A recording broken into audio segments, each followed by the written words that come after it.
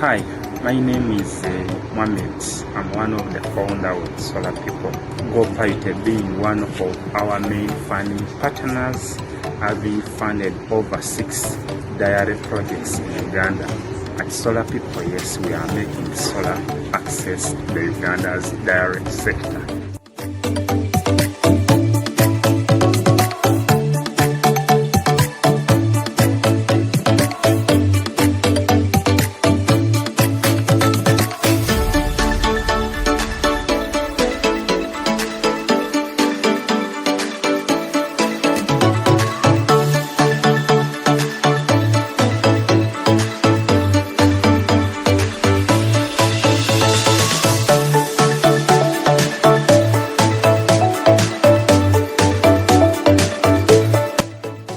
Thank you very much, Goparity, and all your associated investors.